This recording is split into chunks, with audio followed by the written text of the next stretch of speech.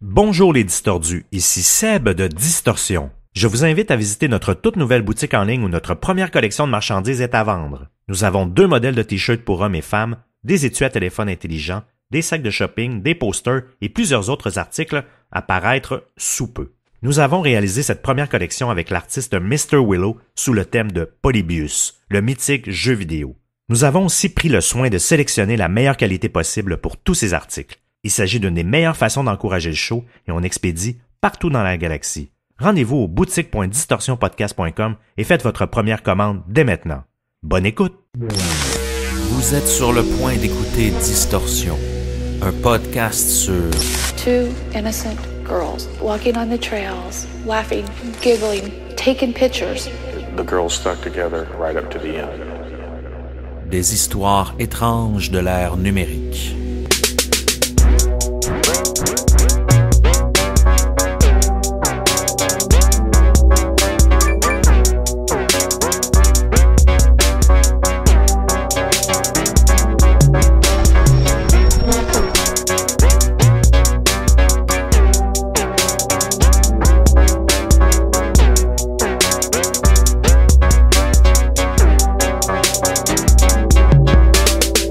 En février 2017, 2 jeunes filles du village de Delphi partent en randonnée un jour de congé scolaire. Hélas, cette journée en apparence parfaite tourne au cauchemar alors qu'ils font une rencontre inattendue. Les filles vont documenter leur voyage en enfer à l'aide de leur téléphone intelligent et de Snapchat.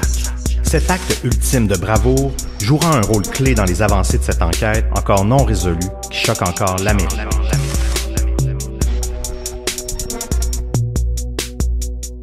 Sébastien Lévesque, comment ça va aujourd'hui? Ça va bien et toi, Émile Gauthier? Ça va très bien. L'histoire de ce soir est assez choquante. On l'a dit en intro. C'est une histoire assez récente. C'est rare qu'on couvre une histoire récente comme ça.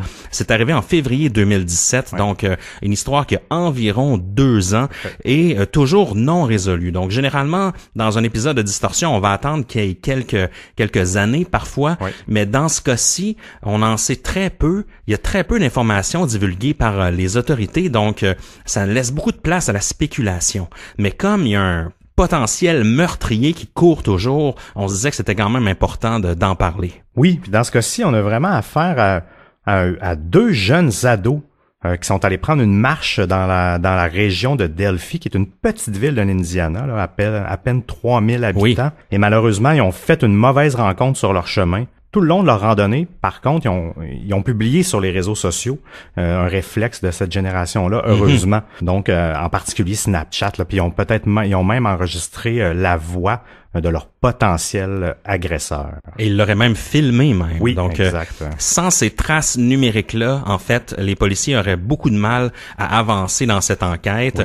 On en sait très peu sur vraiment les dessous de l'enquête, mais on sait au moins qu'il y a un suspect dont on est à la recherche. Et il y a encore maintenant, même 2 ans plus tard, une chasse à l'homme qui est en cours. Et c'est quand même assez difficile d'aller chercher l'information exacte. Donc, on va se tenir beaucoup dans les zones de spéculation et de rumeurs même ce soir, mais ça risque d'être fort intéressant. Oui, ben oui, la police, étant donné qu'ils sont en pleine enquête, dévoile jamais trop d'informations justement pour jamais nuire aux enquêtes.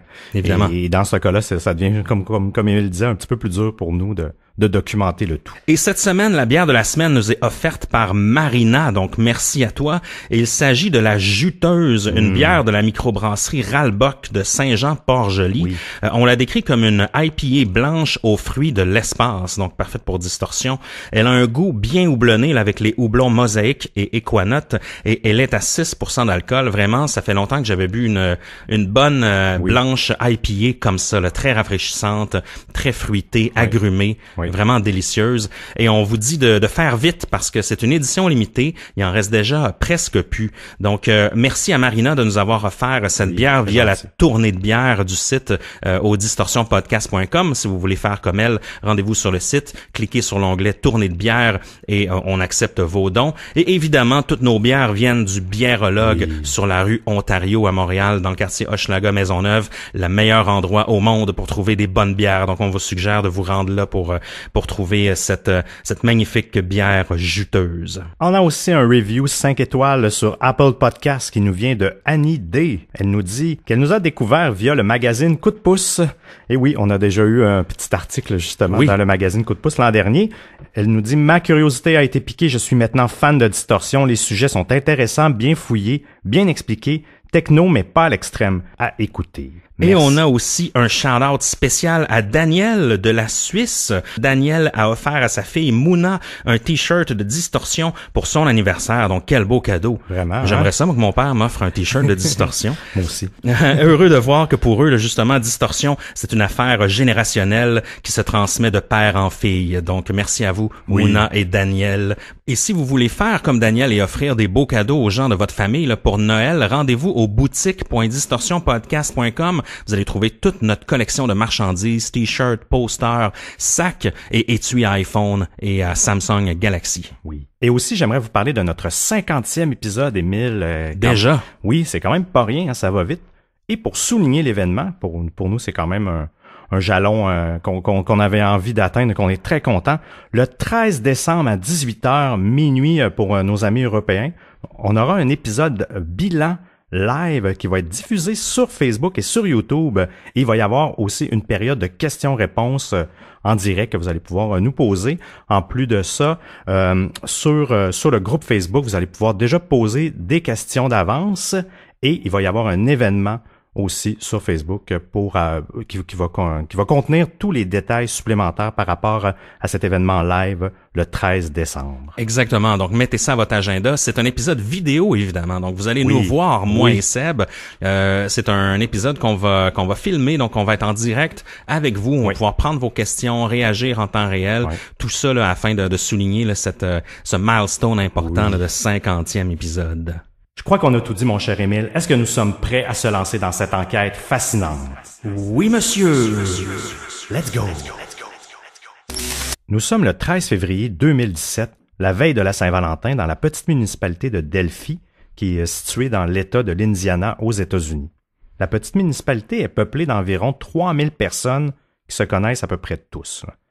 Malgré que nous sommes en février, il n'y a pas de neige à Delphi, mais la température est plutôt fraîche. Cette journée-là, l'école secondaire de la région est en congé en raison d'un Snow Make-up Day, ce qui signifie un jour de congé prévu en cas de mauvaise météo. On a la même chose au Québec, là, les journées prévues pour ça. Ce jour-là, par contre, il fait très beau, mais la journée de congé est maintenue quand même. Donc, tous les élèves de l'école restent à la maison pour un long week-end. Là, on a vu différentes versions faire surface dans les médias au sujet de qu'est-ce qui s'est passé cette journée-là. Donc, la plupart des médias disent que c'était justement un jour de congé pour en cas de tempête, comme tu as mentionné, Seb. Mais je sais qu'il y a d'autres sources, entre autres les gens du podcast True Crime Garage, eux, affirment que en fait c'était une journée de formation avec des présentations et des conférences qui étaient données dans les classes en avant-midi. Donc, encore une fois, c'est difficile de savoir qu'est-ce qui s'était passé. Mais en fait, ce qui est clair, c'est que les élèves n'avaient pas d'école cette journée-là. L'après-midi, du moins. Oui. Au moins l'après-midi. Deux étudiantes de l'école, Abigail Williams, qui est âgée de 13 ans, et Liberty German, qui est âgée de 14 ans, décident de saisir l'opportunité de ce jour de congé pour faire une activité extérieure, puisqu'après tout, la température est favorable pour ça et elles ont congé. Elles décident d'aller faire une randonnée dans une forêt avoisinante et se font emmener en voiture par la sœur de Liberty, Kelsey. Pour vous parler un petit peu des deux petites filles, Liberty a fait environ 4 pieds 4. Elle est un peu bâtie. Elle a des cheveux blonds longs jusqu'aux épaules. Elle a de magnifiques yeux bleus. Abby fait à peu près, son amie, fait à peu près la même taille. Elle est beaucoup plus délicate par contre. Elle a aussi des cheveux blonds de longueur moyenne et des yeux noisettes. Ce jour-là, elle s'habille de manière sportive avec des chandails à capuchon et des espadrilles. Les filles se font déposer près d'un chemin de fer à 13h45 près du Monon High Bridge, qui est un pont à train abandonné qui traverse la rivière Deer Creek. Faire une petite parenthèse, quand ils ont construit le Monon High Bridge, en fait, toute cette trail-là, c'était dans les fins des années 1800, puis c'était pour une route commerciale. Il y avait au-dessus de 1000 personnes qui avaient travaillé sur le chantier, et ils ont souffert de choléra. Il y a des gens qui tombaient en bas aussi durant. Ça n'a pas été un chantier très simple, et il n'a même pas duré longtemps. Donc, il est abandonné depuis plusieurs années. Et maintenant, justement, la ville l'a repris pour faire des sentiers pédestres et des pistes cyclables, des choses comme ça. Ouais, faut pas oublier que ce pont-là, même s'il traverse un petit ruisseau, là, le Deer Creek, c'est quand même un pont qui est très long. C'est-à-dire que même lorsqu'il passe dans la forêt, il est surélevé vraiment sur des poutres. Donc, c'est vraiment un long pont, là. Je vous mets en contexte un peu parce que ça va devenir important tout à l'heure dans la suite des événements. Les filles sont des adeptes de sport, en particulier le softball et la natation. Donc, ce n'est pas inhabituel pour elles de faire ce genre de randonnée. Là, c'est des petites filles quand même assez en forme. Oui. Et on voit que pour cette journée-là, tu l'as mentionné tout à l'heure, il y avait un gilet à capuchon, des espadrilles, mais il n'y avait pas d'équipement plus élaboré que ça. Il n'y avait pas même de tuque ou de sac à dos, tout ça. C'était vraiment prévu d'être une randonnée là qui allait être pas très longue. Non, c'est ça de courte durée. Rien ne nous dit si elle comptait faire la randonnée au complet, car elle est quand même longue, cette Delphi Historic Trail. En fait, il s'agit d'un ensemble de sentiers qui font environ 15 kilomètres. Ouais. Donc, je suis allé voir là, sur les sites là, de critiques de randonnée et tout ça. Et puis, en fait, contrairement à ce qui peut être rapporté dans les médias dans cette histoire-ci, là, ce n'est pas un seul sentier que tu marches d'un bout à l'autre. C'est vraiment un regroupement de différents sentiers qui parfois sont en béton avec des accès pour handicapés, donc très facile, et parfois sont en petites pierres, là, en garnotte, là, comme on dirait en québécois, où c'est plus approprié pour, je sais pas, promener son chien ou faire même du vélo de montagne. Donc, l'ensemble des activités qu'on peut faire dans cette randonnée-là là, est très vaste. On peut, comme je le disais, promener son chien, mais on peut aussi pratiquer la pêche le long de la rivière Deer Creek. Les sentiers nous amènent à visiter les propriétés historiques de l'Indiana ainsi que de magnifiques paysages. C'est quand même assez bien, c'est assez magnifique, là, certains paysages qu'on peut rencontrer dans cette randonnée-là. Par contre, certains commentaires sur des sites amateurs de randonnée semblent dire que les chemins ne sont pas très bien indiqués sur les sentiers, donc il y aurait des petits problèmes de signalement. Et rappelons-nous aussi que les deux filles ont choisi de se faire laisser en voiture près d'un pont abandonné, donc elles ne comptaient visiblement pas se limiter aux sentiers officiels, parce que ce pont-là, justement, le Monon High Bridge, Seb, comme on le décrivait tout à l'heure, il est tout près de ces sentiers-là, mais c'est pas un sentier officiel, même que ça peut être dangereux, parce que lorsqu'on est situé sur le pont, lorsqu'on marche dessus, c'est quand même très haut. Il n'y a pas de barrière de chaque côté et il y a vraiment, je veux dire, il y a des trous entre chaque planche de bois. Là, donc, on peut mettre le pied dans le vide à certains moments. Donc, selon moi, c'est le passage sur le pont doit être pas tout à fait 100% légal, selon moi. Là. Du moins, ça semble pas faire partie des sentiers officiels de cette Delphi Historic Trail. C'est particulier que, je sais pas, les gens de la municipalité ont pas du moins bloqué l'accès pour éviter qu'il y ait des accidents graves. Imagine si quelqu'un perd pied et tombe. Oui. Tu peux accuser je pense que la municipalité doit avoir un certain rôle dans ça. Je trouve ça étrange qu'ils ont pas régulé ça, ou du moins comme tu le dis, là, parce que je trouve qu'il y a c'est beaucoup vrai. de danger. C'est vrai, mais en même temps, tu sais, c'est une petite municipalité. Hein. Moi, je viens de la Gaspésie, puis je me rappelle à Gaspé, j'allais souvent me balader sur la traque de chemin de fer ou vraiment près de la rivière Jean-Cartier. Puis il y a même un pont qui traverse cette rivière-là, donc qui fait très penser à la situation de Delphi. Et puis moi, de toute mon enfance, on allait sauter en bas du pont dans la rivière et c'était jamais surveillé. Il y avait aucune barrière, ni même très peu d'indications. Donc souvent dans les petites municipalités comme ça où il arrive très rarement des accidents ou des crimes, on se fie au gros bon sens, là, tu sais. J'avoue que t'as moins de gens à contrôler, il y a moins de chances d'accident. Ouais, c'est ça. Les deux filles ont chacune un téléphone intelligent avec elles. De plus, Abby porte un chandail à capuchon rouge, ce qui permet aisément de la repérer à une bonne distance à travers les arbres dépourvus de leurs feuilles, car rappelons-nous, on est l'hiver.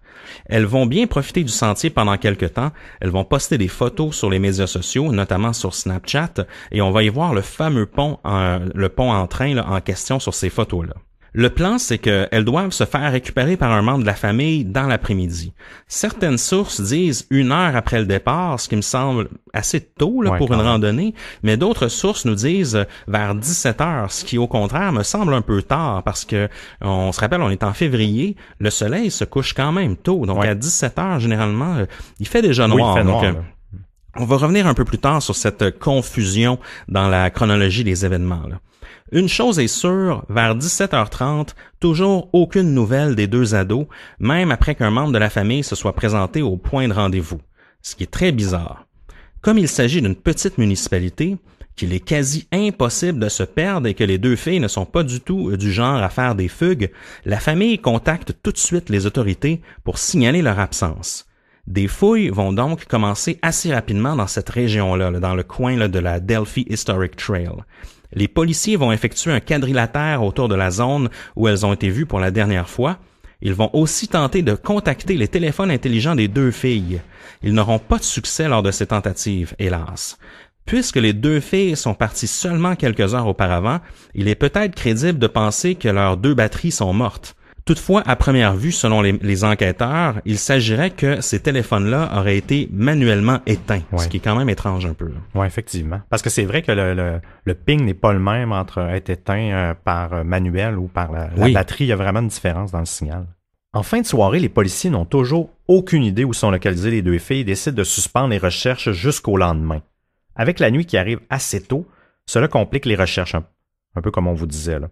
À ce moment, les autorités affirment ne pas croire que l'intégrité des filles est en danger, ce qui est un peu bizarre compte tenu du fait que ce n'est pas vraiment habituel de la part des deux amis de ne pas rentrer à la maison. Ils pensent qu'il est possible que les deux filles aient vécu un accident et soient peut-être en proie aux éléments, c'est-à-dire qu'il fait très froid dans la nuit, là, et ils craignent justement l'hypothermie. Mm-hmm. Ils vont reprendre le lendemain autour de 11h45 en matinée, en amenant cette fois-ci des chiens renifleurs sur le sentier. Par contre, moi, 11h45, je trouve ça quand même un peu tard là, pour commencer recommencer les recherches. Il aurait pu commencer ça à 7h le matin, 8h le matin. Si justement les enquêteurs ont un doute sur le fait que les filles sont peut-être mal prises au niveau de l'hypothermie, t'es laisses pas mourir de froid encore 6, 7, 8 heures de plus. Me semble ça, cette décision-là, je la trouve un petit peu particulière. Oui, absolument, oui, c'est vrai, Seb. Et ce que j'ai lu de voix non officielle, c'est que apparemment, on nous disait que la veille, les recherches avaient été arrêtées aux alentours de minuit pour reprendre le lendemain en fin de soirée. Donc, ce qui fait du sens. Par contre, on nous dit que les membres de la famille puis même des volontaires auraient cherché jusqu'à 2-3 heures du matin dans la nuit.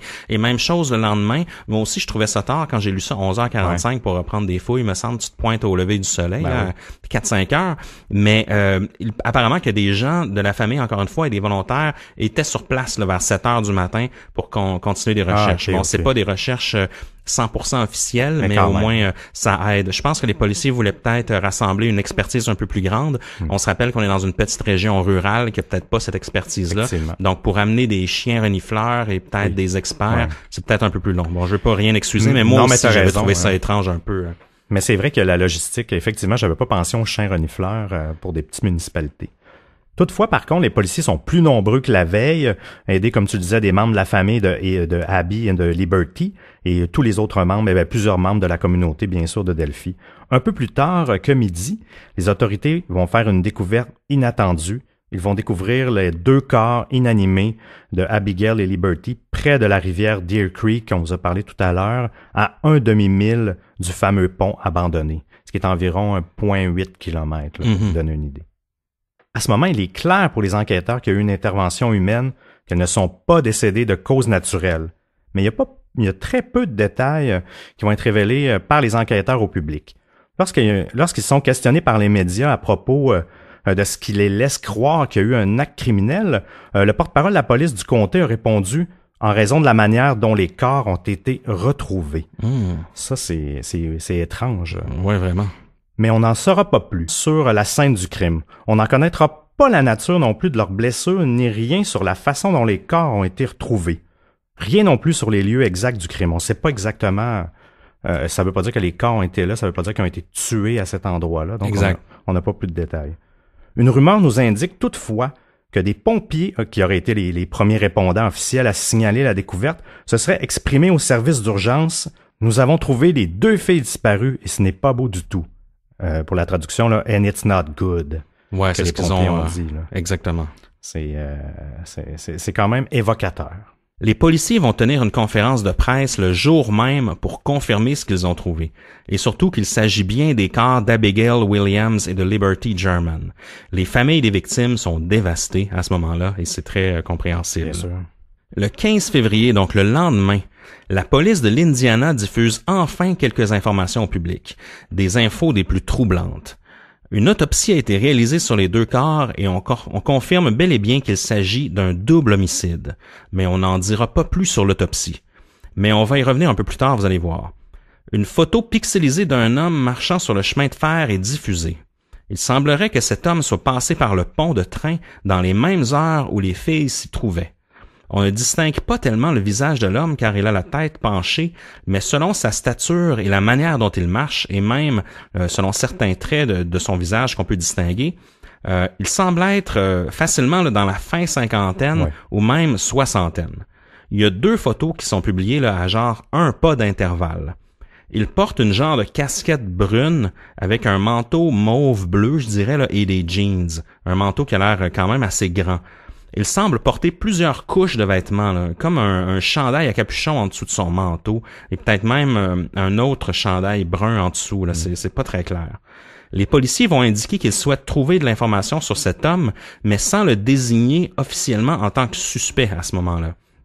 Et lors de la conférence de presse, étant donné qu'il s'agit vraiment d'une petite municipalité, ils vont aussi indiquer aux membres de la communauté de surveiller les allées et venues de leurs enfants, ce qui est quand même assez inquiétant. L'école du village d'où viennent justement Abby et Libby, oui, c'est ça, va d'ailleurs suspendre les activités parascolaires à l'école le reste de la semaine. Hey, sincèrement, là, je peux comprendre que les gens deviennent parano, parce que si ce genre d'événement-là arrive dans ton voisinage puis tu as des enfants, je me demande même combien de temps que tu deviens moins parano. Oui. Tu sais, même s'il arrête la personne ou tu dois être un peu stigmatisé de ça, hein? Un peu comme je vous parlais au Québec depuis Cédrica Provencher. On a senti une surprotection, je sais pas si on peut dire ça, des parents envers leurs enfants, justement leur aller et venue. On a plus de misère maintenant à les laisser aller à quelque part sans leur faire... Oui, même au parc. Oui, sans les surveiller, sans y aller avec eux.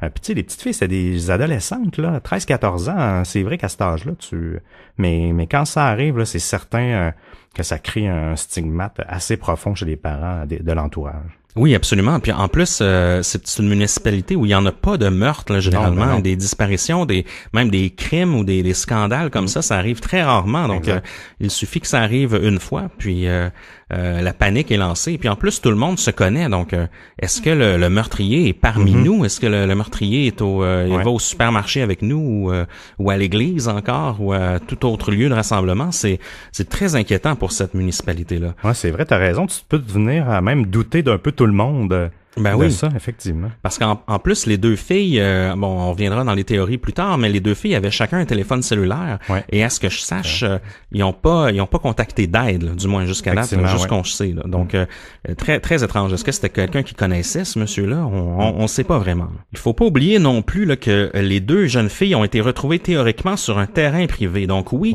près du ruisseau Deer Creek, mais quand même sur un terrain qui appartient à quelqu'un, là. Donc, il y aura plusieurs mandats de perquisition rapportés au cours de la semaine pour fouiller des propriétés et des terrains près de la zone où ils ont été retrouvés. Donc, ça n'aide pas à calmer la paranoïa au sein du village. Le dimanche 19 février, près d'une semaine après la fameuse randonnée fatale, l'enquête va prendre un autre tournant. L'homme que l'on voit sur les photos est définitivement recherché comme suspect principal. On va aussi diffuser un portrait robot. Et là, je vais essayer de vous le décrire le mieux possible. Donc, ils vont revenir avec la fameuse photo de l'homme marchant sur le pont. Donc, on le voit clairement là avec sa casquette, son manteau et tout ça. Et puis, le portrait robot nous démontre que justement, il semble avoir une genre de barbe, là, un gasket là, ou un beigne, du moins, là, une moustache et une petite barbe de menton, mais pas de barbe sur les joues. Il semble un peu, justement, ça semble être une barbe d'une semaine peut-être. On voit une genre de capuche d'un gilet. Le dessin est vraiment en noir et blanc, donc il y a pas de couleur.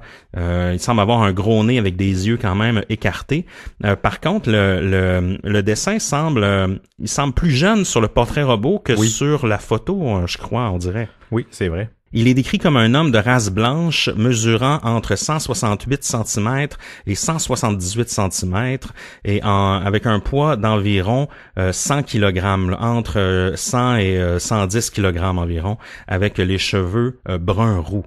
Donc, c'est un portrait qui va être diffusé là, très largement auprès de la population de Delphi et même au-delà de ce village-là, même de l'Indiana. Et là, comme je le disais tout à l'heure, il devient compliqué d'établir la chronologie des faits, car tout semble être arrivé assez rapidement. Ouais. Mais il y a quand même des témoins qui auraient aperçu cet homme marcher sur la traque de chemin de fer et qui auraient aperçu des choses là, cet après-midi-là. Décidément, là, il y avait quand même beaucoup de gens sur le chemin de fer ce jour-là. Une dame du nom de Cheyenne affirme aux enquêteurs être passée sur le pont avec des amis et avoir pris une photo vers 2h45 cet après-midi-là. Donc, à ce moment-là, elle n'aurait rien vu ni rien entendu. Donc, on se rappelle que les filles sont arrivées à cet endroit-là vers 1h45. Ouais. Donc, 1 heure plus tard, ça semblait être le calme. Il ne semblait avoir personne sur le chemin de fer. Puis, il faut le dire, le chemin de fer, il est vraiment droit. Et c'est un pont où, comme je vous le disais, on peut pas sauter en bas. Là, on peut pas sortir du chemin de fer facilement puis aller dans le boisé. Il faut vraiment attendre qu'il y ait une sortie parce que c'est surélevé. Et lorsqu'on est sur le chemin de fer, on voit là sérieux là des kilomètres devant et des kilomètres derrière parce que c'est très droit, c'est très peu sillonnant là. Donc c'est assez simple de savoir s'il y a quelqu'un au loin, quelqu'un derrière nous ou même sur les côtés. Faut pas oublier qu'il y a plus de feuilles dans les arbres, donc les boisés, c'est facile de distinguer ce qu'il y a dans la forêt. Là, on pourrait apercevoir un animal à plusieurs mètres au loin. Et cette femme-là, en fait, ainsi que ses amis, à 2h45, n'auraient rien vu ni rien entendu. Un autre homme qu'on appellera l'homme à la chemise de flanelle, flannel shirt guy selon Reddit, aurait lui entendu un couple qui s'engueulait sous le pont dans le même après-midi. Donc cet homme-là affirme être marché sur le pont, n'avoir rien vu de suspect, mais d'avoir entendu un couple près de la rivière sous le pont qui était en train de s'engueuler. Donc c'est tout ce qu'on sait pour l'instant. Est-ce que les deux événements sont liés? Peut-être que oui, peut-être que non, on le sait pas. Le coroner, en fait, même si on en sait très peu de cette autopsie, va déclarer que tout était terminé à 3h30, qu'à cette heure précise, là, le crime était complété. Donc, ça réduit vraiment le temps le temps laissé pour le crime. C'est quand même, moi, je suis bluffé. On va revenir sur le timeline tout à l'heure parce que c'est pas très clair, là. Il y a une question qui persiste malgré tout. D'où viennent les photos de l'homme sur le pont? Car jamais je croirais qu'il y a des caméras de surveillance sur un pont de train abandonné. Non, je pense pas. Et puis, où est-ce qu'ils sont allés chercher ces preuves-là, là? Le 20 février, il y a une chasse à l'homme dans tout l'Indiana qui est lancée pour trouver ce fameux homme marchant sur le chemin de fer. Il précise aussi qu'il ne faut pas commencer à suspecter tout le monde, puisqu'il s'agit d'une petite communauté. Évidemment. Un peu comme, oui, exact, comme on vous disait tout à l'heure. Le 22 février, d'autres traces numériques refont surface, encore plus inquiétantes. Il semblerait que les enquêteurs aient retrouvé le téléphone cellulaire de Liberty. Un enregistrement audio s'y retrouve et il y a une petite partie qui va être diffusée au public. Sur l'enregistrement, on entend le présumé meurtrier dire aux filles de descendre la côte, down the hill. Selon les enquêteurs, elle a réussi à l'enregistrer lorsqu'il approchait du Monon High Bridge, justement. On vous le fait jouer.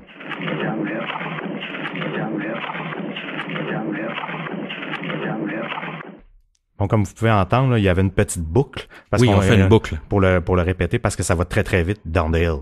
Down the hill. Tu l'entends comme ça. Même la première fois, je saisissais moins bien. Bref, un peu comme tu disais, ils ont beaucoup de traces numériques. Est-ce que la petite fille a seulement enregistré ce petit bout-là? J'en doute, parce qu'il me semble qu'ils ont plusieurs enregistrements.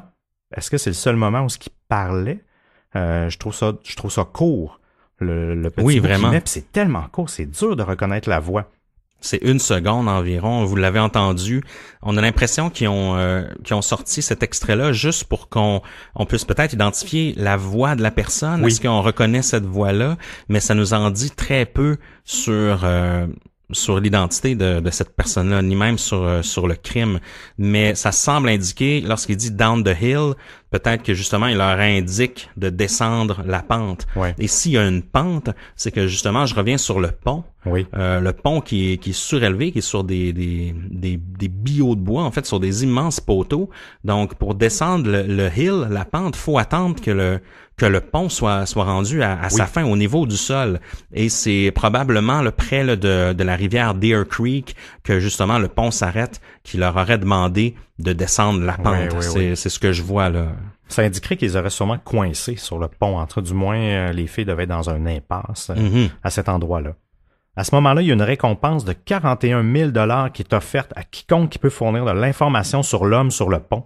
Il y a des centaines d'indices et de pistes qui vont surgir de partout. Là. La police ont des lignes ouvertes et des choses comme ça. Et l'information, les gens collaborent énormément. Ils ont beaucoup de pistes.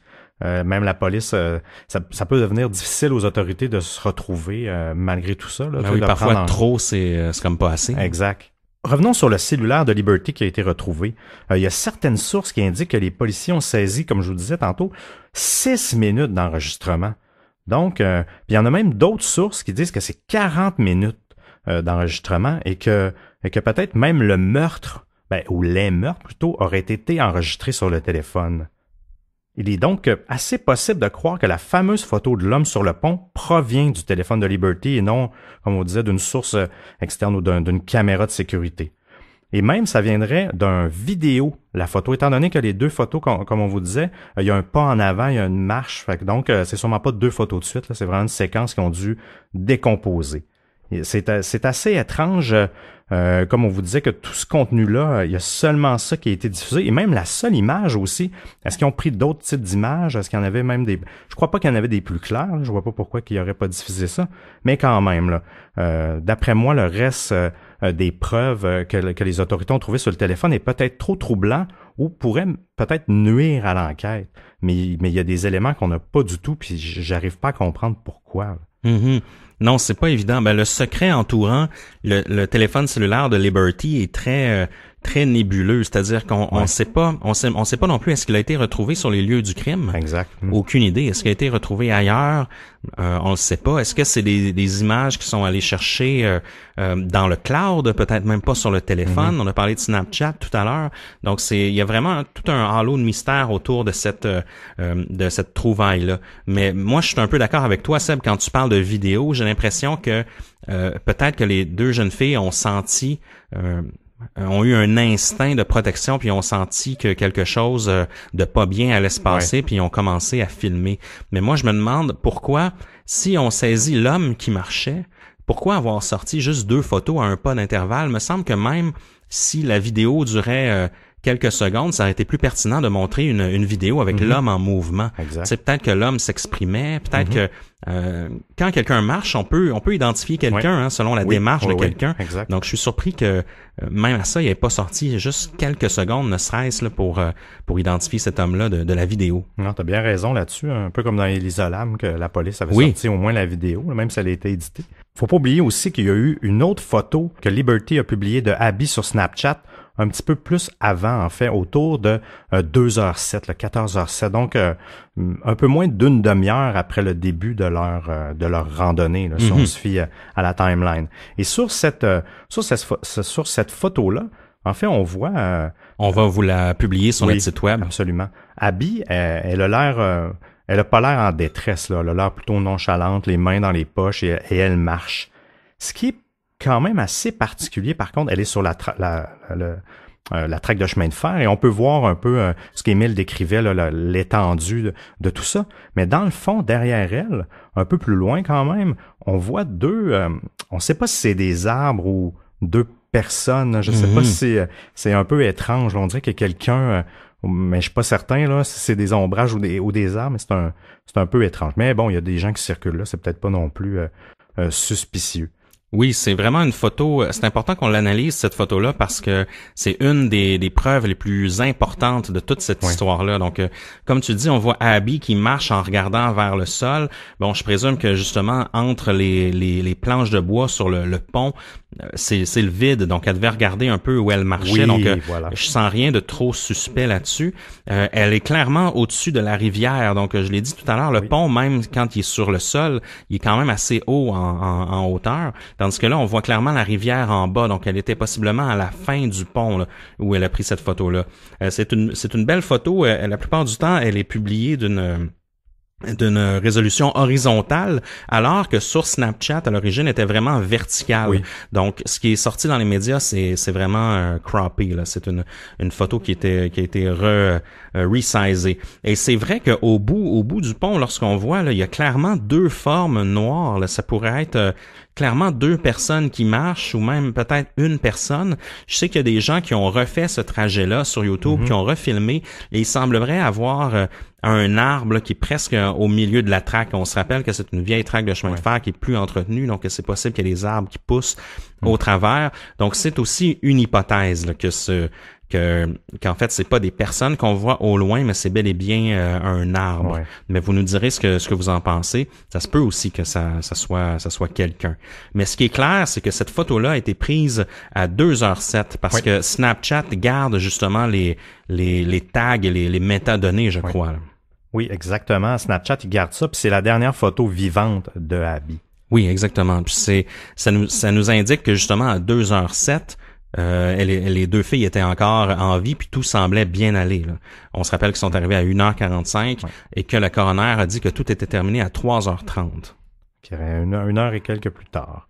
Mais Seb, reviens-nous un peu sur Snapchat en général. Là, comment ça fonctionne pour ceux qui sont peut-être moins familiers avec ce réseau-là? Oui, le réseau Snapchat qui est un réseau de photos éphémères en fait. Puis si vous l'avez jamais utilisé, vous nous écoutez, vous l'avez jamais utilisé, faites-vous-en pas parce que 85% de ses utilisateurs ont entre 13 et 34 ans. Et je vous dirais que même le 34 ans, c'est un petit peu plus bas là, mais grosso modo leur grosse tranche d'utilisateurs, c'est beaucoup les plus jeunes. C'est un peu la particularité de Snapchat à l'époque, c'était vraiment, encore aujourd'hui, c'était le premier à faire vraiment des photos éphémères, tout disparaissait. Et ce qui avait attiré les jeunes, il n'y avait pas de traces de ce qui s'échangeait, là-dessus. Ça a été créé en 2011, ça fait quand même 7 ans, on a tendance à l'oublier. Et c'est eux qui ont inventé les fameuses stories là, qu'on voit sur Instagram. Ils ont un peu Instagram a un peu copié le concept de Snapchat en fait. Et je vous fais une petite parenthèse, c'est une application qui est quand même 13 ans et plus. Donc, si vous avez des enfants en bas de 13 ans puis ils vous ont fait à croire qu'ils ont le droit d'être sur l'application, si en bas de 13 ans, c'est faux. Là. Ils ont un petit peu berné si c'est le cas, mais vous pouvez l'autoriser. Là. C'est pas ce que je veux en venir, mais je veux quand même vous le dire que c'est une application de 13 ans et plus. Et je ferme la parenthèse en vous disant qu'ils sont maintenant en bourse depuis 2017 sous le nom de Snap Inc. Donc, si vous voulez investir dans les réseaux sociaux, ça peut être une option. Puis, on sait que quand on poste une photo, même si elle est éphémère, elle est quand même... Snapchat ont de l'information sur cette photo-là et peuvent aider à retrouver des métadonnées aux besoins. Là. Donc, c'est pas vrai que tout disparaît après. Là. Non, ça, en fait, la plupart des réseaux sociaux et même Facebook ont longtemps été incriminés. Même quand tu supprimes des photos sur la plateforme, ils gardent toujours des copies à quelque part. Là. Et je suis certain que Snapchat aussi, dans le fait que ça soit éphémère, c'est plus accessible aux utilisateurs, mais comme tu dis, c'est certain qu'ils gardent ça dans leur base de données. Il y a même dans le monde d'aujourd'hui, d'après moi, il y a même j'ai l'impression qu'il y a même une intention quasiment judiciaire, là, parce qu'il y a eu plusieurs... Il y a même un autre cas qu'on va vous reparler un peu plus tard dans la saison, qu'il y a des choses qui se déroulent sur Snapchat aussi, là, et qui ont pu justement aller chercher des preuves grâce à ça. Heureusement, donc, qu'ils gardent les photos malgré tout. On revient à notre histoire. Cette photo, ce snap... en fait, de Snapchat, même si elle semble inoffensive, elle est cruciale dans l'établissement du cours des événements à cause de l'heure. Comment ont-ils trouvé le téléphone, un peu comme on se le posait, là, les questions, en fait? Il semblerait que le téléphone il envoyait encore du signal dans le village vers 17h30. Donc, c'est environ 2 heures après que le crime se soit fait.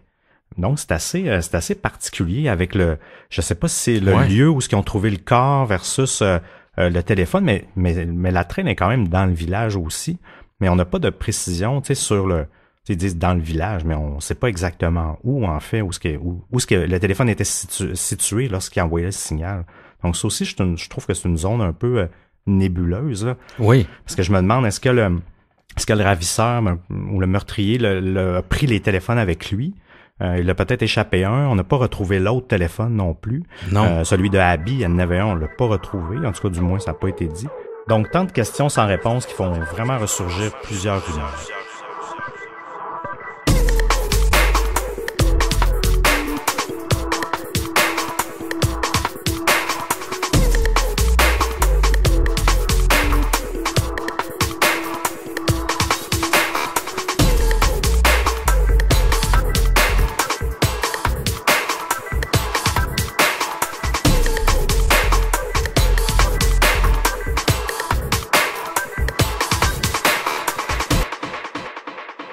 Effectivement, Seb, quand peu d'informations est révélée, tout le contexte est prétexte à démarrer la machine à rumeurs. On va y arriver très bientôt, mais tout d'abord, revenons un peu sur les événements. Le 22 février, lors de la conférence de presse où l'extrait sonore, le Down the Hill, est révélé, les policiers vont saluer le travail héroïque de Liberty qui, selon eux, a fait un acte de bravoure extrême en activant l'enregistrement sur son téléphone de ce qui pourrait être un crime en devenir. Et c'est vrai, là, ça... Oui, bien sûr. Et peut-être qu'au final, ça l'a pas aidé. Peut-être que le ravisseur s'en est rendu compte, on sait pas. Mais elle a quand même eu ce réflexe-là, là. Ce qui veut dire que les deux filles avaient senti le mal venir là, quand ils ont vu l'homme du pont arriver. Là. C'est terrifiant. Ouais. Une ligne téléphonique permanente a été activée et plus de 6000 babillards publicitaires électroniques dans 46 États américains ont diffusé le portrait robot de l'homme recherché. Quand même. Malgré les milliers de pistes que les policiers reçoivent, aucun véritable progrès est fait au cours des premières semaines. Entre-temps, les résidents de Delphi vont installer des ampoules oranges sur leurs portes de maison en symbole de Liberty et Abby et aussi afin d'éclairer Delphi. Donc c'est un peu ça le titre de la campagne. Au fil des semaines, des entreprises locales, des citoyens, mais aussi des vedettes de sport vont faire monter la récompense à plus de 200 000 $ pour quiconque offre de l'information sur le suspect. Il s'agit d'une des plus grandes chasses à l'homme des dernières années. Un comité s'est aussi formé afin de sécuriser les sentiers de la Delphi Historic Trail. Et avec plus de panneaux de signalement. On vous l'avait dit tout à l'heure qu'il y avait un petit problème, là, donc là, il y a un peu plus de signalement. Et là, il y a plusieurs rumeurs qui vont ressurgir concernant les circonstances de leur mort. Donc, c'est vraiment à prendre avec un grain de sel. Mais il faut pas oublier que dans les recherches, il y a plein de gens, il y a plein de policiers qui ont participé à ça. Il y a les enquêteurs aussi, mais il y a plein de volontaires, de résidents, puis de gens de services d'urgence. Puis ces gens-là, bien, il y en a qui prétendent avoir vu des choses. Donc, je vais faire le tour de quelques rumeurs que vous allez voir sont plutôt troublantes sur tout ça, en fait, là. De un, il y a eu des funérailles quelques jours plus tard à la suite de tout ça, où les gens ont été invités. Et aux funérailles, il semblerait que les deux filles portaient des foulards au cou, ce qui était inhabituel pour elles, ce qui laisse croire que leur gorge aurait peut-être été tranchée. Aussi, autre rumeur, apparemment qu'elles auraient été assaillies sexuellement ou du moins mutilées, selon des témoins de la scène. Leur corps aurait été disposé d'une manière bizarre, comme je le disais, laissant croire à un culte ou à un rituel, selon des témoins de la recherche. Ça, c'est weird. Donc, j'ai aucun détail sur comment elles étaient disposées, mais est-ce qu'elles étaient disposées dans une certaine forme, dans une certaine position? C'est dur à dire. Donc, est-ce que vraiment c'est peut-être du maquillage aussi? Peut-être que le meurtrier a maquillé ça pour que ça ait l'air d'un rituel satanique ou quelque chose. Mais il semblerait avoir eu une certaine, en plus de cela, une certaine manipulation au niveau des parties génitales des deux filles. Donc, on ne confirme pas de viol ou quoi que ce soit. Et tout ça, là, les autorités n'ont jamais parlé de toutes les informations dont on discute. Là, c'est vraiment juste des rumeurs. Mais il y a des gens qui disent qu'il y aurait eu une mutilation au niveau des parties génitales des deux filles. On l'a dit tout à l'heure, selon le coroner, tout serait terminé à 15h30. Il est possible aussi que Abby ait survécu plus longtemps, qu'elle aurait peut-être même tenté de s'enfuir et qu'elle serait même décédée en route dans l'ambulance ou encore dans la forêt d'hypothermie. Donc après avoir survécu au crime. Donc ça veut pas dire qu'elle a été épargnée, mais peut-être qu'elle a été laissée pour morte sans qu'elle le soit vraiment.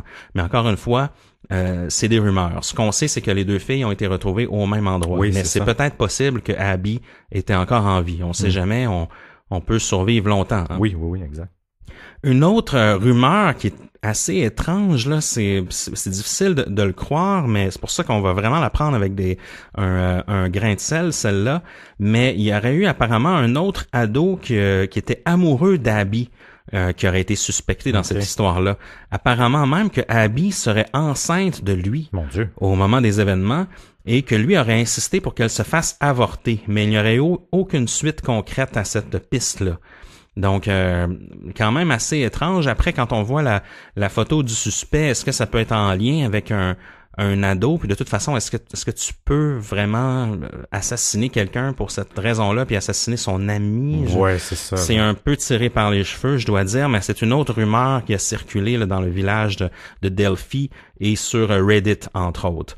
Une autre rumeur, c'est que, est-ce que ce serait possible qu'il y ait eu 2 tueurs? On se revient à la chicane sur le pont qui a été entendue par l'homme à la chemise de flanelle. Est-ce que ce serait possible qu'en fait, il n'y ait pas juste un criminel, mais bien 2, puis que c'était peut-être même un couple, hein? On ne sait pas. C'est peut-être vrai. pas 2 hommes, c'est peut-être un homme et une femme. Donc, encore une fois, ça soulève encore un doute dans la machine à rumeurs. Mais moi, par rapport à la chicane, je me questionnais, est-ce que c'était les filles qui criaient ou quoi que ce soit, et que le tueur leur disait, criait peut-être de se taire ou quoi que ce soit, tu sais, est-ce que ça peut être ça? Ouais, en lien avec le crime, par exemple. Avec le crime, oui, je me demandais si justement la chicane qu'il a entendue, il les a jamais vus visuellement. Puis je me demandais le fait qu'il a dit que c'était un couple, est-ce que c'est parce que c'était une voix de fille et d'homme? C'est vrai. Justement, avec les 2 petites filles, et c'était en tout cas, on suppose que c'est un homme. Moi aussi, là-dessus, je me demande s'il a pas entendu justement plutôt une partie du crime, ou du moins les filles se débattre, là. C'est possible, c'est tout à fait possible, Seb. Un autre rumeur, en fait, il y a un YouTuber là, du nom de Grey Hughes qui, lui, a fait énormément de recherches sur Internet, et il a même demandé à des résidents de Delphi d'aller filmer, il rentrait en contact avec la famille. Lui, il revient un peu sur la ligne du temps, là, sur la chronologie des événements, parce que selon les discussions que lui a eues avec les membres de la famille, il y a des choses qui clochent encore une fois dans la chronologie des événements. Surtout en ce qui a trait là, à toute cette randonnée des deux jeunes filles au moment où ils devaient arriver et au moment où des membres de la famille devaient venir le chercher. Donc lui, ce qu'il nous dit, ce Grey Hughes, il nous dit que justement Abby et Libby ont décidé d'aller au pont aux alentours de midi, mais qu'ils se sont fait donner le droit par leurs parents d'y aller seulement si ils étaient accompagnés avec justement un transport pour l'aller et pour le retour. Donc, ils ont décidé de partir vers 1h30 et ils sont arrivés vers 1h45. Ils se sont laissés déposer près d'un parking qui les a amenés jusqu'au pont. Et là, on sait que la photo de Abby sur le pont prise par Liberty a été faite à 2h07. Et par la suite, en fait, le père de Libby, de Liberty, qui s'appelle Derek, lui a appelé 2 fois sur le téléphone de Liberty cet après-midi-là à 3h11 et 3h13. Et il n'a pas eu de réponse. Donc ça, c'est déjà une info que j'ignorais puis qui n'avait pas été révélée par les enquêteurs. Donc ça restreint encore plus le temps pour faire le crime, en fait. Donc, c'est assez troublant. 3h11, 3h13, il n'y a pas de réponse. Et on se rappelle que le téléphone pignait encore à 5h30, selon ce que tu nous as dit tout à l'heure, Seb. Donc, c'est qu'à quelque part, il y a personne le téléphone était actif, mais personne ne répondait. Donc, est-ce que le crime était déjà commis? C'est possible. Ben, c'est proche de l'heure finale déclarée par les autorités. Après ça, en fait, à 3h30, c'est là que Derek serait venu sur place puis il aurait commencé à faire lui-même des recherches. Okay. Donc, il est allé sur le pont, il a fait le tour et puis le reste de la famille est arrivé aux alentours de 4 heures pour commencer les recherches. Et puis par la suite, en fait, le grand-père de Liberty a été lui aussi appelé vers 4 heures et ils ont finalement appelé les autorités vers 5h20. Donc, ça restreint encore plus le temps, puis ça nous montre que justement, il y avait déjà plus de réponse sur les cellulaires à partir de 3h11, 3h13. Donc, soit le meurtrier était déjà parti avec les cellulaires, ou soit les 2 filles étaient plus en mesure de répondre au téléphone, là. Donc, si on revient un peu, ce YouTuber-là, en fait, va aussi passer beaucoup de temps à analyser la scène, donc ce fameux sentier. Puis, ce qui est troublant lorsqu'on regarde le trajet qu'elles ont prise pour faire cette randonnée-là, en fait, elles ont marché, on s'entend là entre le moment où elles ont pris la photo et l'endroit où les corps ont été retrouvés, c'est un demi-mille environ, donc 0,8 km, tu le disais tout à l'heure, Seb. C'est quand même pas si facile, mais c'est quand même long marcher 0,8 km dans le bois, en passant sur un pont comme ça. Donc, ça prend au moins, je dirais, 15-20 minutes, peut-être. Ou 10-15 au moins, là, facile. Oui, c'est ça, à la marche comme ça. Donc, moi, j'ai de la misère à croire. Mettons que la photo a été prise à 2h07. Ça laisse peu de temps pour que, justement, il fasse la rencontre de l'homme, parce que vraiment, sur la photo de Abby, il semble pas avoir d'homme, ou du moins, il y en a peut-être au bout, là, les 2 ombres, mais c'est quand même très loin, là. C'est presque 1 mille plus loin. Et est-ce que vraiment la personne aurait eu le temps de faire leur rencontre, de les amener là où les corps ont été retrouvés, donc qui implique de traverser un ruisseau et de faire tout ça en à peu près en moins d'une demi-heure, parce que 3h11, 3h15, le père appelle à Abby, il n'y a pas de réponse, et encore, on se rappelle à 2h45, il y a une témoin qui est allée sur le pont, qui a pris des photos, qui n'a rien entendu, qui a rien vu. Donc, ça veut dire qu'en 2h07, à 2h07, tout allait bien, et à 2h45, possiblement, tout était terminé. Et entre-temps, ils ont fait la rencontre de cette personne-là, ils ont été amenés sur les lieux du crime, ils ont été exécutés, et puis personne n'a rien vu, rien entendu. Moi, ça me bluffe complètement. Ah, moi aussi, en fait, puis même au niveau des rumeurs, quand on parle des rituels et tout ça, je me demande, tu sais, quand il y a eu le temps de faire ça aussi, oui. Je comprends quelqu'un qui est peut-être préparé. C'est là que j'ai l'impression que c'était vraiment quelque chose de préparé et d'orchestré à cause du délai qui est tellement court, là, comme tu dis. C'est crème à tuer 2 personnes. Je l'ai jamais fait, là, mais ça doit pas être si simple que ça non plus. Tu sais, je veux dire, c'est c'est vraiment oui, puis c'est deux ados quand même sportifs. Oui. C'est pas juste une, c'est 2. Oui, ils ont dû se défendre. Là. Est-ce que ça se peut qu'ils les aient tués ailleurs puis amenés là? C'est quand même du trouble amener quelqu'un sur dans le bois sur un demi-mille, là. C'est deux filles, 2 personnes. C'est ça. Là, 2 ados, c'est lourd à transporter. Là. Oui. Mais ce qui est clair lorsqu'on regarde les vidéos là, que ce YouTuber-là, Gray Hughes, a fait, c'est que vraiment l'homme en question ou les hommes ou le couple ou les tueurs ont vraiment pris en trappe les 2 filles, parce que lorsqu'on marche sur ce pont-là, en fait, c'est impossible d'en sortir. Comme j'ai dit, on peut pas sauter sur le côté, on peut pas bifurquer dans le bois. Donc, il est possible que les filles aient une première fois rencontré l'homme lorsqu'ils ont rejoint le sentier, quand ils se sont fait déposer. Donc, une première fois, ils auraient peut-être remarqué l'homme. Et par la suite, les filles auraient continué leur chemin, ils auraient traversé le pont, ils auraient pris une photo de l'autre côté. Et c'est là que l'homme aurait pu rusher, là, et commencer à marcher très vite sur le pont pour les rattraper. Une fois qu'il les rattrape, les 2 filles peuvent rien faire à part courir dans la direction inverse. Donc, peut-être qu'il les a approchés innocemment, en fait, pour leur demander n'importe quoi, peut-être de l'argent ou une pas question. Leur faire peur, donc. Oui, et que c'est à partir de ce moment-là qu'il les aurait menacés. Tu sais. Puis moi, en fait, on arrivera aux théories tout à l'heure, mais c'est clair qu'il devait avoir une arme ou même un pistolet, là, possiblement, pour exercer ce contrôle-là auprès d'elle. Là. Parce que c'est facile quand même de perdre le contrôle de 2, dans ce cas-là, c'est 2 filles, mais pour une seule personne, de tenter de contrôler 2 personnes, ça peut être compliqué. Là. Oui, vraiment. Là, 2 adolescentes là, sont capables de courir, sont capables de le frapper. C'est vrai qu'il y a quelque chose d'étrange. Il y a un taser. Là, tu sais, j'ai la bonne théorie, mais tu sais, y a-tu un autre outil qui a pu utiliser à la limite, ou même du formol, ou tu sais, quelque chose les endormir rapidement, ou quoi que ce soit pour éviter qu'elles se débattent? On le sait pas non plus. Là. Exactement. Donc, mais Seb, en fait, quels sont les potentiels suspects? Parce qu'il y en a quand même plusieurs, il y a quand même des gens qui ont été investigués. Oui. En fait, je pense qu'on a fait le tour de la chronologie des événements. Oui. Je pense qu'on a fait le tour de ce qu'on sait, du moins des faits les plus importants. Puis maintenant, on peut commencer à analyser un peu quels sont les suspects dans cette histoire-là, puis quelles sont les théories possibles. Un des potentiels suspects, mon cher Émile, c'est Ron Logan. Il a été interrogé le 16 mars de la même année du meurtre. Il est interrogé par les policiers puisque les corps ont été retrouvés dans le bois sur sa propriété. On vous rappelle que les corps ont été retrouvés sur une propriété privée. Ouais. Il est aussi en probation en raison d'une conduite avec faculté affaiblie. Son alibi le jour du meurtre, c'est qu'il était parti dans une ville avoisinante pour acheter des poissons tropicaux. C'est assez rigolo, ça. Seul problème, il n'a pas le droit de conduire.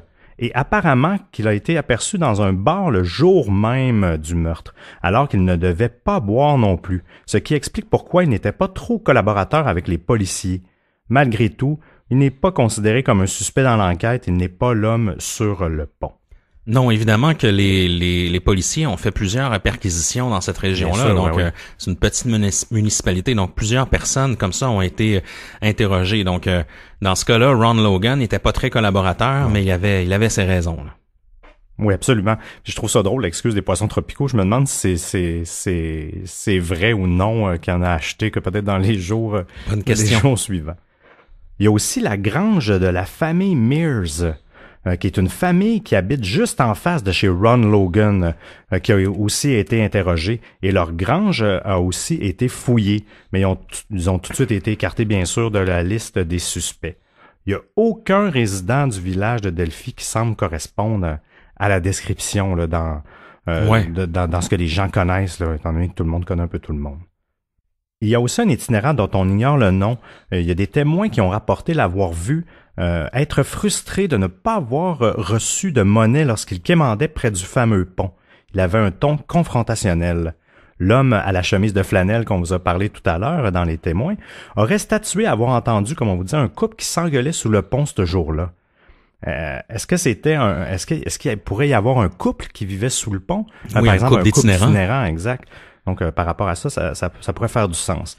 Il y a des gens aussi qui auraient rapporté des entrées par infraction dans les semaines avant le meurtre dans le village de Delphi. Ça aussi, c'est un phénomène qui était plutôt rare. Ça peut soulever aussi des doutes par rapport à ça. Oui, parce que si personne dans la municipalité correspond à la description de l'homme sur le pont, c'est fort probable que c'était quelqu'un de passage. Oui. Donc peut-être un voyageur, peut-être un itinérant, on ne sait pas là. Mais il y a d'autres suspects. Hein. Oui. Il y a un suspect qui s'appelle Daniel Nations. En fait, lui a été décrit par la police comme une personne d'intérêt dans ce dossier-là, en fait, parce qu'il a vécu lui aussi dans l'Indiana. Il a été arrêté dans le Colorado et arrêté par la police pour avoir menacé au moins une personne avec une hachette dans la ville de Monument au Colorado en septembre 2017. On ne sait pas pourquoi les autorités l'ont déclaré comme une personne d'intérêt, mais il l'avait vraiment sous l'œil. Il a même aussi plaidé coupable pour avoir menacé, possédé une arme dans une autre histoire. Il a été condamné à 3 ans de probation sous surveillance. Mais finalement, il a été écarté. Mais la raison pour laquelle on vous en parle, il était vraiment dans les à cette époque-là, quand le dossier est arrivé, lorsqu'il a été mentionné au public, il y avait plusieurs articles sur lui, puis il le considérait vraiment comme quelqu'un d'important, mais on ne sait pas pourquoi. Je veux dire, c'est pas parce que tu as déjà eu une condamnation, parce qu'il y a pas de crime sexuel, il y a pas d'enlèvement. Mais il était une personne d'intérêt dans une autre histoire de meurtre, en fait, Daniel Nations. Okay. Puis ce qui est assez troublant, c'est que il ressemble énormément au portrait robot qui a été diffusé. Oui, effectivement. Mais beaucoup plus jeune, parce que Daniel Nations, je crois qu'il avait 30 ans ou 34 ans au moment des faits. Mm-hmm. Donc, plus jeune que ce que les policiers supposaient, là, qui penchait plus vers un homme d'une 60aine d'années. Mais il a vraiment le gros nez avec les yeux un peu décollés. Il porte même le même type de barbe. Donc, c'est pour ça qu'il y avait eu des liens à cette époque-là, le fait avec cet homme-là. Ah, je vois.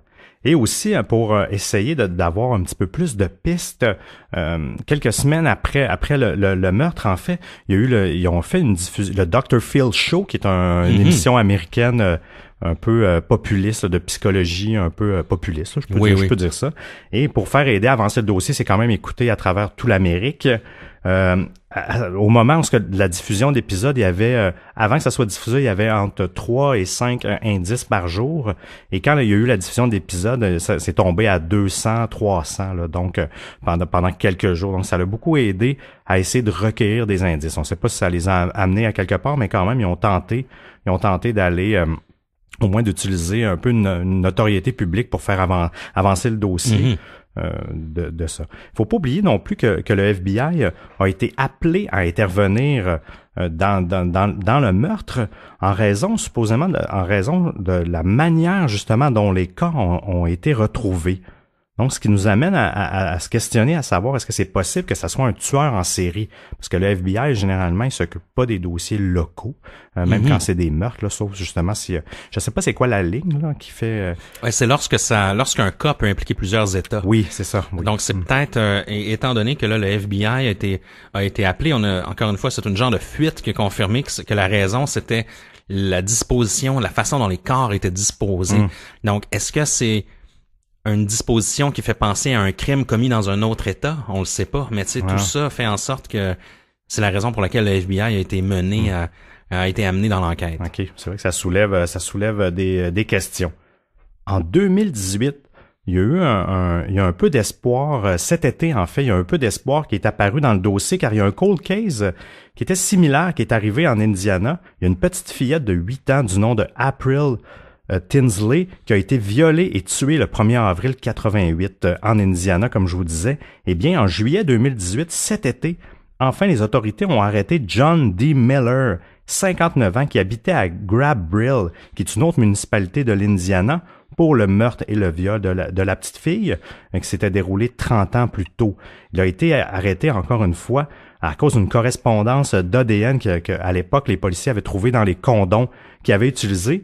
Et même, ils ont trouvé sur sa grange, en l'arrêtant, il y avait des notes dans sa poubelle, mais sur sa grange, il avait gravé, il s'était incriminé, il a écrit vraiment « J'ai tué April Mary Tinsley ». Il y a même, il dit qu'elle a 8 ans, puis il répète « Je suis le tueur » ou c'est pas très clair, ou « Je vais la tuer », quelque chose comme ça. Et ça l'a incriminé en plus de l'ADN. Il a jamais avoué, par contre, être en lien avec le cas d'Abigail et de Libby. Par contre, on est toujours en attente de son procès et il risque même 100 ans de prison. Une petite parenthèse aussi, fait assez particulier, une drôle de coïncidence, le jour de l'arrestation de cet homme-là, Discovery, ils ont une série qui s'appelle Investigation, a diffusé un épisode sur le cas de April la même journée qu'il a été arrêté. Drôle de correspondance, mais où est-ce que je vais en venir, enfin, étant donné que les deux cas sont quand même similaires et ont lieu dans l'Indiana, les enquêteurs de Abigail et de Liberty travaillent en collaboration avec ces enquêteurs-là pour les aider à faire avancer le dossier. Ouais. Étant donné qu'ils peuvent sûrement s'aider là-dessus, mais il y a pas de, la police dit qu'il y a pas de lien entre les deux actuellement. Ils veulent pas du moins émettre de lien entre les deux coupables. Les autorités disent avoir reçu plus de 30 000 indices dans tout le dossier depuis le temps. C'est quand même, hein, imagine compiler ça. Oui. C'est impressionnant. Et des fois, je me dis que ça doit pas toujours aider l'enquête pertinemment. Parce que faire le tri dans tout ça, dans ces 30 000 pistes-là, c'est pas évident, mais c'est aussi ce qui arrive quand on placarde les autoroutes de photos, de portraits robots et tout ça. Mais est-ce que c'est une bonne chose? Est-ce que c'est une mauvaise chose? C'est sûr que parmi ces 30 000-là, il y a peut-être qu'il y a des indices qui nous permettent de retrouver le tueur. Ouais. Sauf que le temps d'analyser tous ces indices-là peuvent sans doute retarder le processus d'enquête. Là. Ça, c'est clair. Certain. Là. Le fait de passer à Dr. Phil, c'est sûr que tout ça a dû les noyer. Ben oui. Ce qui nous amène un peu sur la piste des théories, là, mon cher Seb. Une de celles-là, en fait, je te dirais, parce que évidemment, cette histoire-là a eu énormément de traction sur Reddit et sur les web sleuths de ce monde, sur les sites Internet en général. Vous pouvez aller consulter la section Reddit des Delphi Murders assez facilement sur Reddit et il y a plein de discussions. Et ce qui est très intéressant, en fait, c'est qu'il y a un enquêteur retraité qui a donné un peu son point de vue sur cette histoire-là. Et selon lui, je pense que ça fait du sens aussi, la scène, selon lui, devrait être pleine d'ADN. Parce que c'est souvent ce qui arrive, en fait, lorsque tu fais un meurtre dans les bois et que tu t'as à trimballer ou à disposer des corps. On le sait, dans le bois, tu vas pas, passer le sol à l'eau de javel ou commencer à laver les arbres et tout ça. Donc, généralement, les scènes de crime dans la forêt laissent beaucoup d'indices et beaucoup de traces. Donc, lui, il part en disant que les policiers ont sans doute une tonne d'ADN de cet homme-là. Et la raison pour laquelle il garde autant d'informations, c'est justement parce que la scène de crime devait être tellement spécifique que seul le coupable doit avoir des détails sur la scène de crime. Ouais. Donc, c'est souvent une des raisons pour laquelle ils ne vont pas décrire la scène de crime parce que justement, ça peut faire en sorte que n'importe qui débarque avec des faux indices. Mais là, dans ce cas-ci, seulement le meurtrier doit connaître ces détails-là. Donc, selon lui, en fait, les policiers vont simplement attendre qu'une entrée d'ADN soit faite dans une base de données, comme c'est arrivé quelquefois dans les dernières années. On est un peu à cette époque-là. Là. Il y a des crimes qui sont résolus à cause qu'il y a des matchs d'ADN qui sont faits sur des banques de données, là. Entre autres, c'est arrivé dans le cas du Golden State Killer, Joseph James DeAngelo, qui a été retrouvé grâce à ça. Donc, c'est un peu ce qu'on attend ici dans le cas des meurtres de Delphi, c'est qu'on suppose qu'il y a énormément d'ADN sur les lieux et qu'on attend simplement qu'il y ait un match dans la base de données. Et ce même enquêteur se demande pourquoi ils ne font pas tester l'ADN à travers les membres de la famille pour éliminer cette piste une fois pour toutes. Et c'est très vrai. Hein? Ouais. Il a calculé que ça coûterait environ 6 000 $ aux contribuables, mais les autorités veulent pas aller dans ce sens, disant juste ne pas être équipés pour faire cela et que ça coûterait trop cher. Donc ça me semble une drôle de réponse. Peut-être que c'est une fausse réponse puis qu'ils ont leurs propres idées derrière Oui, ça. effectivement, oui. C'est pas évident, mais j'avoue que cette hypothèse-là, comme quoi ils ont sans doute tout plein d'ADN puis qu'ils attendent juste qu'il y ait un match, me semble quand même plausible. Oui, puis c'est rendu le cas dans la majorité des crimes d'aujourd'hui. Ils font un peu tout ça, hein. Ils déposent l'ADN qu'ils trouvent aux différents systèmes de bases de données d'ADN et ils attendent qu'il y ait un match. Oui, exactement. Puis, en fait, ça nous amène à quoi penser de cette histoire-là. Moi, une des choses qui me trouble, Seb, c'est quel est le motif de ce crime-là. Parce que là, on a deux jeunes filles, deux adolescentes. Si on se dit que cet homme-là était peut-être un itinérant qui voulait de l'argent, je veux dire, même, tu sais, deux adolescentes de 13-14 ans, ils ont pas les poches remplies d'argent, là, tu sais. Ben puis non, si même en plus, ils avaient peut-être leur téléphone intelligent sur elles, ben ça sous-entend que l'homme les a peut-être pas volés, là. Ça, c'est sûr, c'est pas confirmé, mais pourquoi ne pas partir avec ça, tu sais? Selon moi, l'argent semble pas être le motif, et le motif semble plus être au niveau de, je sais pas, la domination ou de la haine envers les femmes ou même un fantasme sexuel ou un rituel. Je sais pas, toi, qu'est-ce que t'en penses de tout ça? Non, je suis d'accord avec ce que tu dis. Moi, j'ai écarté le motif de l'argent parce qu'il n'y aurait pas tout fait ça non plus, là. Ben, on n'a pas les détails, mais selon les rumeurs, là, placer les corps, si les victimes ont été mutilées et tout ça, voler de l'argent, même t'es même pas obligé de tuer pour voler de l'argent, là. Il aurait pu se sauver, tout simplement. Donc ça, moi, je l'ai complètement écarté. Pour le motif en tant que tel, si on se fie aux rumeurs, j'ai vraiment l'impression que c'est un maniaque, là, tu sais, puis il a exercé un fantasme sexuel, selon moi.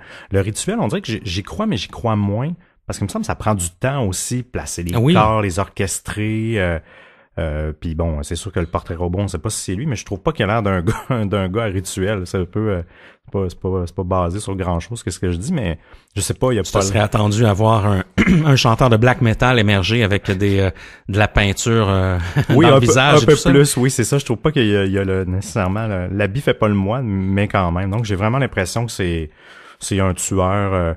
Peut-être en série, mais quelqu'un qui voulait s'adresser à des jeunes femmes. Ou peut-être que lui, c'est plus des plus jeunes, puis là, ça a donné que c'est des jeunes femmes. On le sait pas, mais moi, j'ai l'impression vraiment que ça tourne autour de ça. Parce que dans les autres questions sans réponse, en fait, on se demande est-ce que ce crime-là était planifié ou pas? Est-ce qu'il y avait une arme d'impliquer? Est-ce que c'est juste un seul homme ou c'était justement plus qu'un homme? C'était peut-être deux hommes ou même un couple? C'est difficile à dire.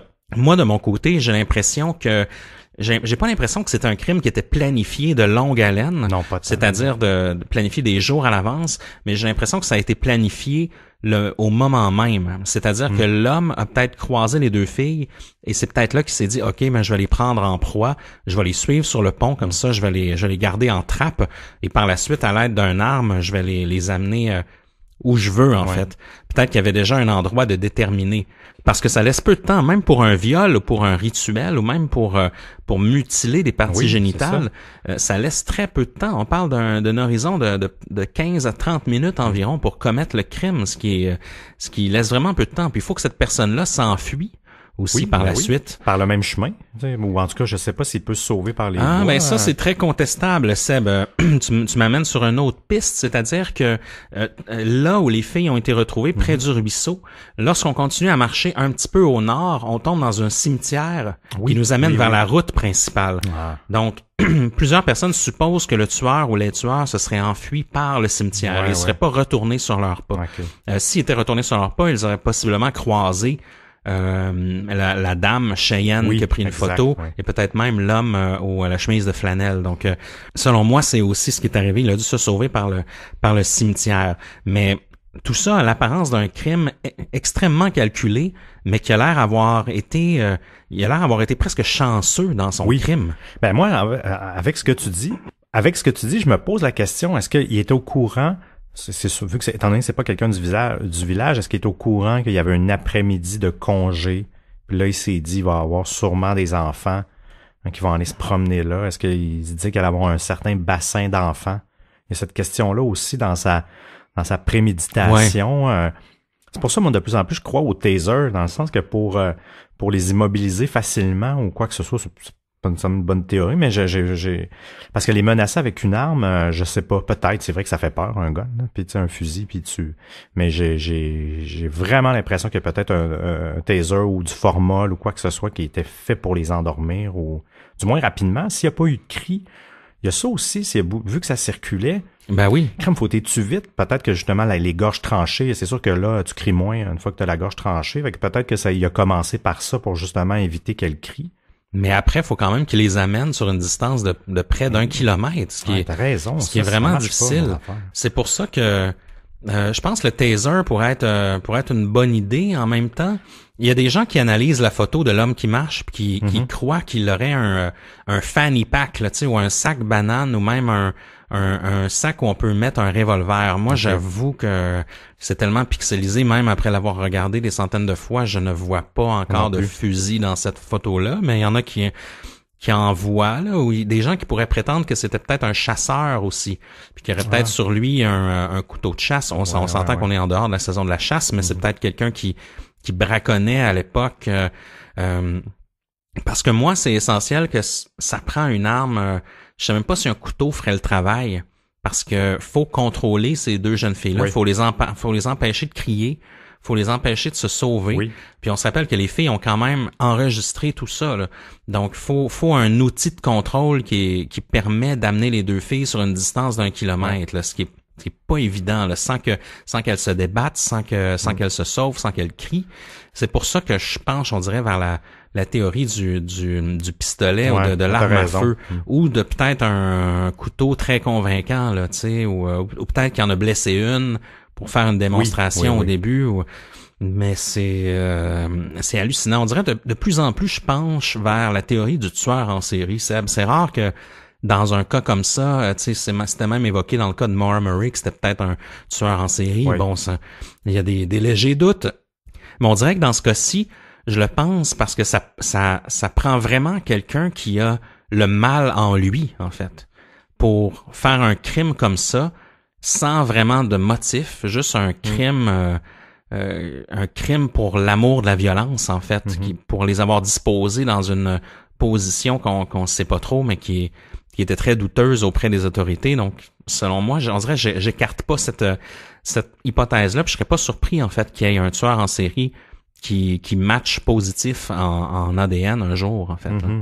Non, ça fait du sens, ce que tu dis, parce que c'est quelqu'un qui a de l'expérience, me semble. Oui, aussi. Hein. Parce que quelqu'un de bien impulsif, là, puis qui a une pulsion, puis il a toujours voulu, je sais pas, là, violer 2 petites filles, puis là, il voit l'opportunité. Il me semble qu'il sera pas aussi calculé dans ses mouvements, aussi.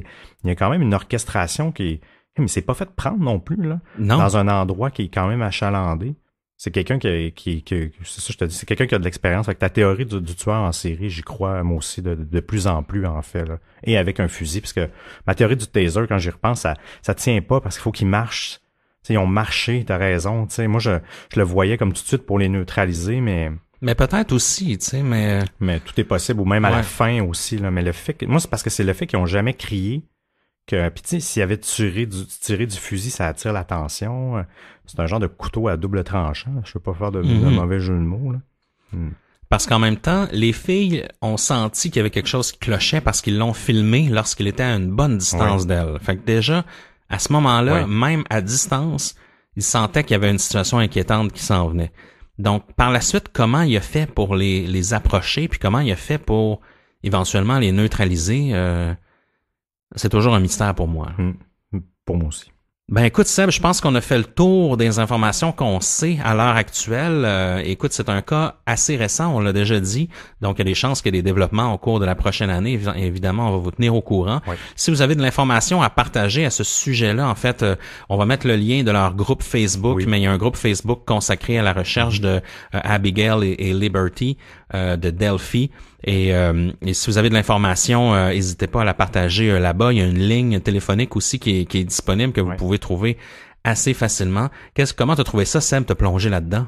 Ben moi, je suis un peu traumatisé, en fait, de ça. Puis on dirait que vu qu'on n'a pas de coupable, puis qu'on n'a tellement pas de détails, c'est qu'on peut tellement s'en aller vers des scénarios que j'aime pas les scénarios vers lesquels je m'en vais. Là. Je trouve ça dur, en fait. J'essaie de pas trop y penser.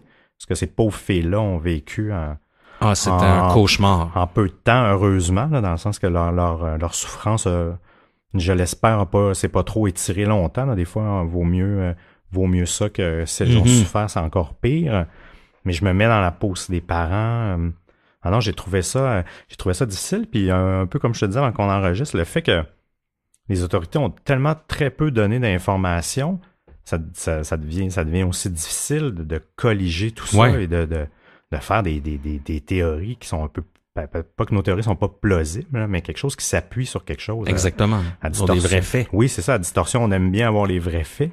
Mais dans ce cas-ci, il a fallu beaucoup jouer avec les rumeurs, mais je vois qu'il y avait peut-être un axe aussi là-dessus intéressant de bâtir un peu notre recherche à partir de tout ce qui peut se dire sur le web.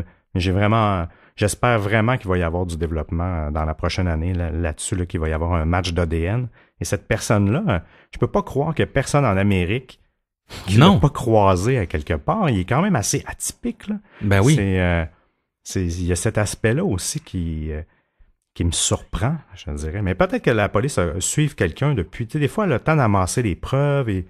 Ouais, c'est long, puis c'est encore jeune, l'enquête, là. Faut se rappeler. Puis tu sais, est-ce qu'ils font faire les techniques pour avoir de l'ADN, là, tu sais, genre d'aller dans ses poubelles ou des choses comme ça? On voit ça, des fois, ils vont prendre des outils, pas des outils, mais ils vont prendre des éléments qu'on a jetés hygiéniques ou des choses comme ça pour aller chercher de l'ADN.